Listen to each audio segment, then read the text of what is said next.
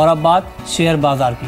रजत, बिल्कुल एक range bound movement है और देखिए शुरुआती सत्र में थोड़ा पुल बैक जरूर मिला था, लेकिन ऊपरी स्तरों पर टिकना बहुत जरूरी है बाजार के लिए और वो हो नहीं रहा है। आज का जो हाई है वो है 8737, ऊपरी स्तरों पर फिर से दबाव बना और 8700 के लेवल को हम कहीं ना कहीं टेस्ट कर रहे हैं। अब 8700 पे देखते हैं कि बाजार टिक पाता है कि नहीं, लेकिन आईसीसी प्रूडेंशियल का आईपीओ 19 सितंबर को खुलने वाला है और ये एक मच अवेटेड आईपीओ है। प्राइस बैंड तय हुआ है 300 रुपये से 334 रुपये प्रति शेयर।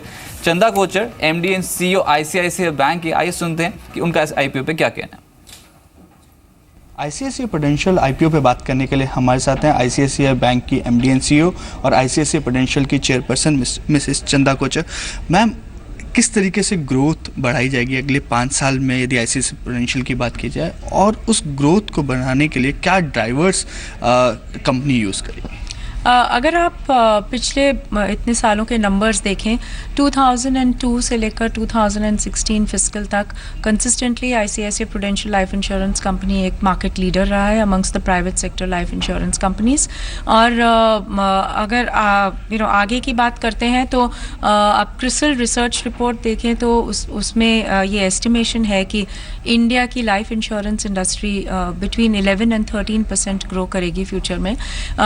हमारी जो स्ट्रैटेजी रही है हम वही स्ट्रैटेजी आगे भी फॉलो करते रहेंगे। हमारी स्ट्रैटेजी जो ग्रोथ की और मार्केट लीडरशिप की रही है वो बेसिकली है around having customer centric products, very strong multi channel distribution architecture, very strong fund performance and then use of technology, focus on improving persistency, focus on cost efficiency. तो ये सभी strategy हम follow करते रहेंगे। Additionally of course हमारा ये भी मानना है कि आगे जाके जो प्रोटेक्शन गैप इंडिया में काफ़ी है तो वो बिजनेस भी बढ़ेगा, तो वो एक एडिशनल ग्रोथ ड्राइवर रहेगा हमारे लिए। एफडीआई नॉर्म्स के हिसाब से फॉरेन प्लेयर्स 49% तक स्टेक रख सकते हैं, लेकिन पोटेंशियल यहाँ पे 26% स्टेक है। वो यहाँ पे स्टेक क्यों नहीं बढ़ा रहे? और मैम आगे यदि हम 3 साल, क्योंकि आपके पास समय है 25% लेकर आने का परसेंटेज का आईपीओ लाने का, उस समय क्या शेयर होल्डिंग आईसीआईसीआई पोटेंशियल की होगी?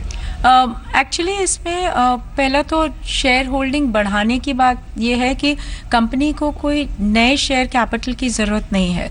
तो ये एक आईसीआईसीआई बैंक जो एक शेयर होल्डर है वो अपनी कुछ शेयर होल्डिंग पब्लिक फ्लोट में ऑफ़र कर रहा है, और इस ऑफरिंग से जो करंट पब्लिक फ्लोट रहेगी वो अराउंड लिटिल ओवर 19% रहेगी। जैसा कि आपको पता है 3 साल के अंदर इसे 25% तक ले जाना है। तो हमारी जो करंट अंडरस्टैंडिंग है प्रूडेंशियल के साथ वो ये है कि इन द अल्टीमेट एनालिसिस उनकी शेयर होल्डिंग अराउंड 20% रहेगी।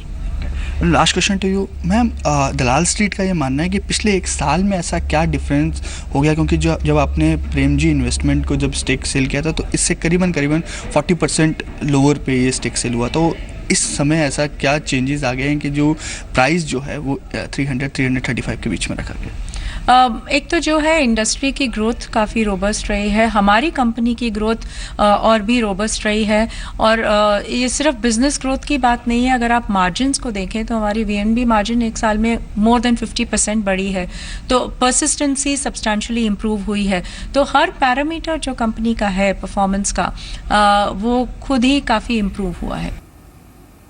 चलिए, तो आप सुन रहे थे चंदा कोचर को साफ कहना है कि इंश्योरेंस सेक्टर की ग्रोथ आने वाले समय के लिए अच्छी रहेगी और ये मच अवेटेड आईपीओ, इनफैक्ट पहली इंश्योरेंस कंपनी जो डायरेक्टली लिस्ट होने जा रही है स्टॉक एक्सचेंजेस पे, और जो प्राइस बैंड है उसके हिसाब से भी जो वैल्यू आंकी जा रही है उस पर्टिकुलर कंपनी की वो लगभग 43,000 से 48,000 करोड़ की है। तो मच अवेटेड आईपीओ, देखते हैं अब रिस्पॉन्स क्या मिलता है। लेकिन ब्रोकिंग हाउसेस रिपोर्ट्स बहुत पॉजिटिव आने के चांसेस आईपीओ के ऊपर है।